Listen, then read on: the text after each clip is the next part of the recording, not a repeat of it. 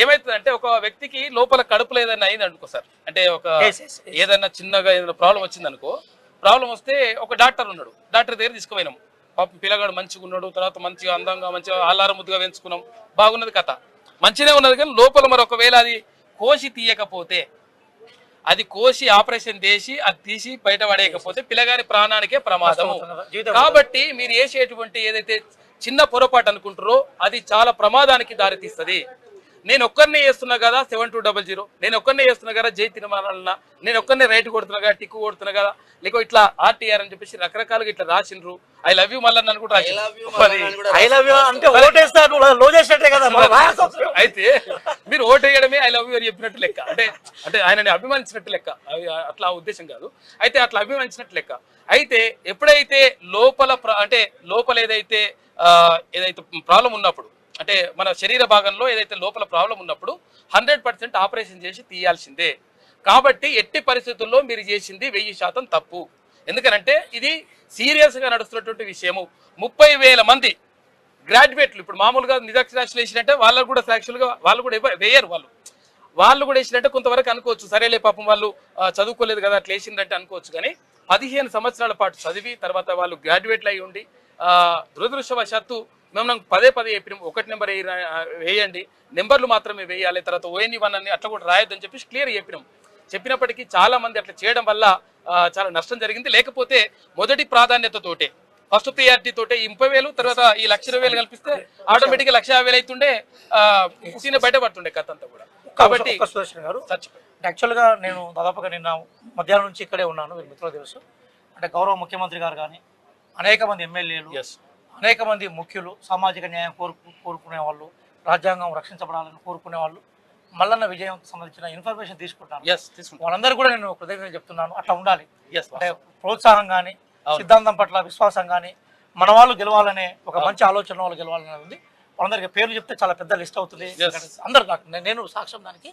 గౌరవ ముఖ్యమంత్రి గారు కూడా ప్రత్యేకమైన ఇక్కడ ఉన్నటువంటి 34 మంది ఎమ్మెల్యేలు కానీ, తర్వాత మంత్రులు కానీ, తర్వాత ఇక్కడ ఎంపీలుగా ఉన్నటువంటి వాళ్ళు కానీ అందరూ కూడా అంటే తీర్మానాల కోసం అంటే ఆయన గెలవాలని చెప్పేసి కోరుకున్నారు. తర్వాత వాళ్ళే కాదు, అక్కడ కాంగ్రెస్ పార్టీ కార్యకర్తలు, తర్వాత పార్టీలకు అతీతంగా చాలా మంది కూడా ప్రజాస్వామ్యవాదులు చాలా మంది కూడా పనిచేసిండ్రు. ఇటు ఉపాధ్యాయ సంఘాలు, విద్యార్థి సంఘాలు, నిరుద్యోగ సంఘాలు, తర్వాత కార్మిక సంఘాలు, కర్షక సంఘాలు, కవులు, కళాకారులు, ఇట్లా చెప్పుకుంటూ పోతే సబ్బండ వర్గాలందరూ కూడా ఈ ఉమ్మడి 3 జిల్లాలకు సంబంధించినటువంటి ప్రజలు పట్టభద్రులు ముఖ్యంగా ప్రధానంగా తీర్మానాల గెలుపును ఆకాంక్షించారు. కాబట్టి మీ అందరి ఆశీర్వాదంతో, మీ అందరి అంటే ప్రోద్బలంతో, మీ అందరి మద్దతుతోటి 100% తీర్మానం బయటపడతాడు. దాని గురించి ఎవడెవడో ఏదో చెప్తారు, రకరకాలుగా చేస్తుంటారు, అంతా ప్రాపగండా చేస్తుంటారు. దాని గురించి విషయం చెప్తాను. నేను ఒక మిత్రుడు, జర్నలిస్ట్ మిత్రుడు, నా మిత్రుడే, ఏం చెప్తుంటే ఈ ఓట్లన్నీ నల్గొండ ఓట్లు కాబట్టి తీర్మానం మెజార్టీలో ఉన్నాడు, వరంగల్ పోతే తీర్మానం దగ్గర ఉంటాడు, ఖమ్మం పోతే తీర్మానం ఎవరు గుర్తుపట్టాడు చెప్తున్నాడు. అంత అజ్ఞానంతో అనాలిసిస్ చేయకండి. జర్నలిస్ట్ కు మీరు జర్నలిస్ట్ గా ఒక బేసికల్ గా ఒక మన స్టూడియోలో కూర్చున్నప్పుడే గొప్పగా ఉండాలి. ఒక మిత్రుడు సరే మీకు తీర్మానం వల్ల వ్యక్తిగత కోపం ఉంటే ఉండొచ్చు, కానీ అది రైట్ అనాలిసిస్ కాదు కదా. ఎందుకంటే ఇప్పుడు జరుగుతుంది మిక్స్డ్ బ్యాలెట్, అంటే అన్ని బ్యాలెట్ పేపర్లు, అది ఖమ్మము, నల్గొండ, వరంగల్ ఎవరికి తెలియదు. మొత్తం వీటన్ని డ్రమ్లలో వేసి మొత్తం కలిపిన తర్వాత కట్టలు కట్టారు. ఆ కట్టలో ఖమ్మం ఓట్లు ఉంటాయి, వరంగల్ ఓట్లు ఉంటాయి, నల్గొండ ఓట్లు ఉంటాయి, అన్ని రకాల అన్ని సామాజిక వర్గాలు, టీచర్ ఓట్లు ఉంటాయి, డాక్టర్ ఓట్లు ఉంటాయి, లాయర్ల ఓట్లు ఉంటాయి, నిరుద్యోగుల ఓట్లు ఉంటాయి, ఉద్యోగుల ఓట్లు ఉంటాయి, అందరూ ఓట్లు ఉంటాయి,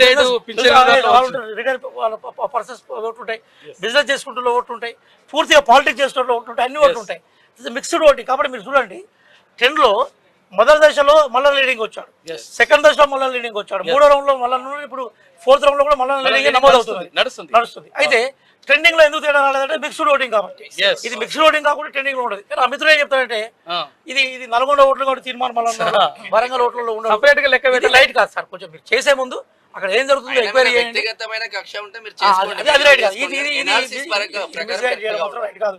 ఆయన లాస్ట్ ఎవరైతే ఈ ఓట్లలో లాస్ట్ 52వ ప్లేస్ లో ఉంటాడో ఆయన పట్టుకొచ్చి గెలుస్తారని చెప్పే ప్రయత్నం చేస్తున్నాడు.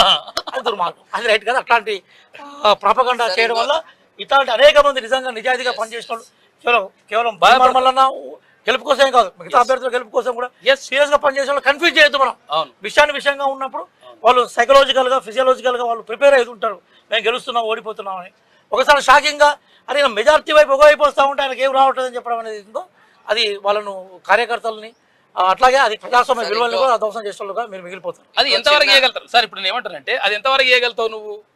ఇవాళ కాకపోతే రేపు పొద్దున నాకే చెప్తావు. ఇప్పటికే రేపు పొద్దున వరకు ఆ తర్వాత అది నువ్వు బచ్చ అయిపోతావు. ఎగ్జాక్ట్